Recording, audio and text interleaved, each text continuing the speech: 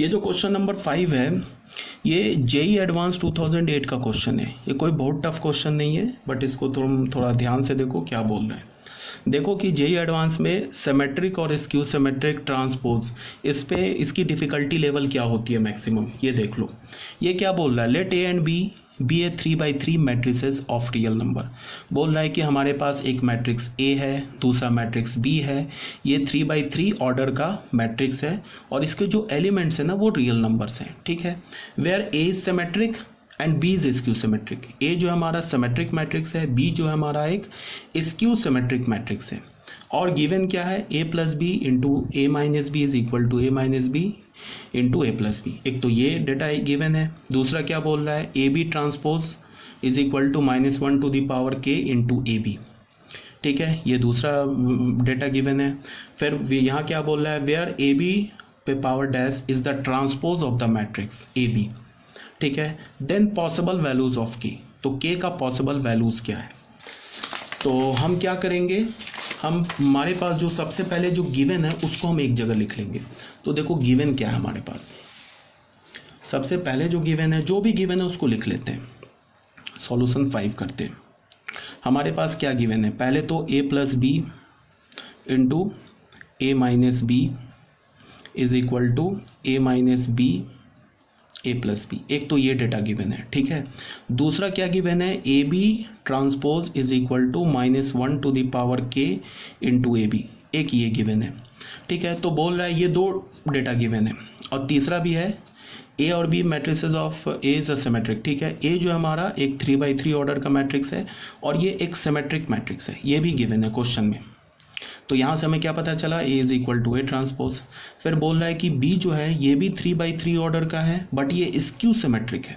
ये क्या है हमारा, स्क्यू सिमेट्रिक है। तो यहाँ से हमें क्या पता चल गया, B is equal to -b transpose. Clear है ना यहाँ पे। तो ये पूरा डेटा हमारे पास क्वेश्चन में गिवन है।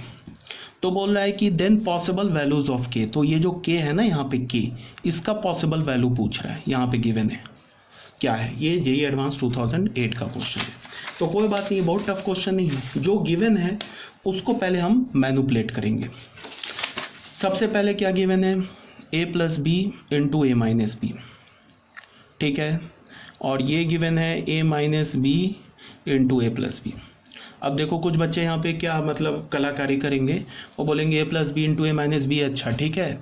तो वो बोलेंगे A square minus B square is equal to A square minus B square. तो ए स्क्वायर कैंसिल हो गया, बी स्क्वायर कैंसिल हो गया, null is equal to null हो गया। तो इसका मतलब इस डेटा का तो कोई यूज़ ही नहीं है, ठीक है। तो अगर कोई बच्चा ऐसे सॉल्व कर रहा है तो उसे दोबारा से जाके जो मैंने फर्स्ट मैट्रिक्स का लेक्चर बनाया है वहाँ से देखना चाहिए, और फिर से सारे लेक्चर्स देखने चाहिए, और जितने भी पीडीएफ मैंने भेजे हैं ना वो सारे पीडीएफ पढ़ने चाहिए, स्टार्टिंग से पढ़ो। मैंने कई बार बोला है कि हम ऐसे सॉल्व नहीं करेंगे, ठीक है, ऐसे हम सॉल्व नहीं करते। ए प्लस बी गिवन है तो इसको ए से ए मल्टीप्लाई किया तो ये हो गया ए स्क्वायर। अब फिर ये माइनस ए बी लिखेंगे, इसको अगर मैंने माइनस बी ए लिखा ना तो भी गलत हो जाएगा। फिर प्लस बी ए लिखेंगे and plus minus minus B square लिखेंगे, ठीक है। और ये फिर क्या हो जाएगा, A square plus A B minus B A and minus B square, ये सही है, ठीक है। ये ऑलरेडी बता रखा है कि मैट्रिक्स का जो मल्टीप्लिकेशन होता है वो कॉम्पिटिटिव नहीं होता इन जनरल। अब यहाँ से देखो क्या कैंसिल हो रहा है, A square B minus B square, ठीक है। तो यहाँ से हमें क्या मिला, minus A B plus B A is equal to A B minus B A, ठीक है। तो इसको, इस वाले टर्म को इधर ले गए, इस वाले टर्म को इधर ले गए, तो हमारे पास क्या हो गया, 2ab is equal to 2ba। तो यहाँ से हमें क्या पता चल गया, ab is equal to ba, ab is equal to ba आ गया। इससे हमें क्या पता चला, a एंड b कम्यूट कर रहा है, a एंड b कम्यूट, कोई दिक्कत नहीं है, कोई प्रॉब्लम नहीं है, ठीक है। तो ये बात पता चल गया। तो मतलब कि हम हमारा जो फर्स्ट जो इन्फॉर्मेशन गिवन था उसको हमने, उस इन्फॉर्मेशन को हमने यूज़ कर लिया। अब दूसरा क्या गिवन है, A B transpose is equal to -1 to the power के इंटू ए बी। तो अब यहाँ पे रिवर्सल लॉ लगाएंगे तो B transpose A transpose is equal to -1 to the power K A B. तो ये क्या हो जाएगा, सिमेट्रिक है ए और बी, तो ए ट्रांसपोज को तुम ए और बी ट्रांसपोज को बी लिख सकते हो। तो ये किसके इक्वल हो जाएगा, देखो ये हो जाएगा B A is equal to -1 to the power के इंटू ए बी। और बी ए किसके इक्वल है, बी ए यहाँ से ए बी के इक्वल है, तो A B is equal to -1 to the power के इंटू ए बी। तो हमें ये मिला। अब तुम बताओ इसको ट्रू होने के लिए, इसको ट्रू होने के लिए क्या होना होगा, ये बताओ। अगर ये इंफॉर्मेशन अगर ट्रू है तो यहाँ से हमें क्या पता चलेगा, क्या हम कंक्लूजन ड्रॉ कर सकते हैं। अच्छा तो ये सोचो क्या कंक्लूजन ड्रॉ कर सकते हैं।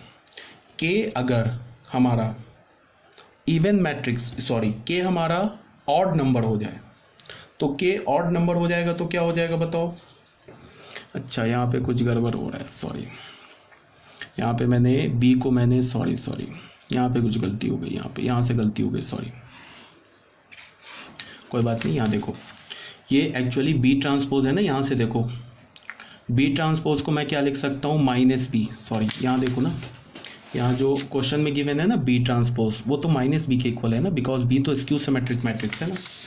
तो बी ट्रांसपोज को मैंने क्या लिखा, -b।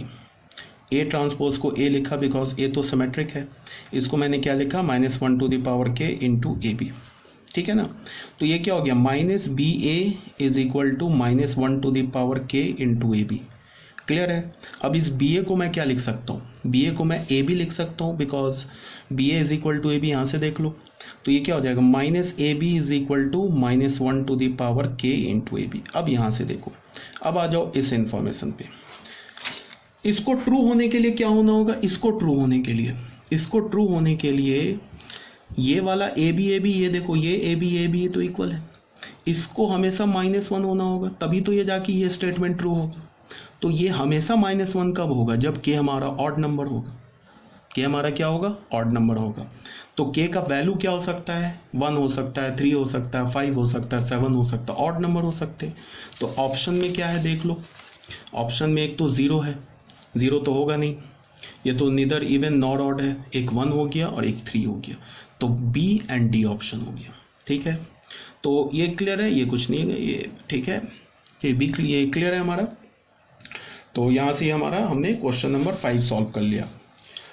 अब देख लो इसका सॉल्यूशन है, यहाँ से ये लाइन गलती से खिंच गया, ये कुछ नहीं है, ठीक है, कटा नहीं है, कैंसिल नहीं है, ये मत समझना कैंसिल कर रखा है, ठीक है। और ये 65 यहाँ पे सॉल्यूशन मैंने कर रखा है।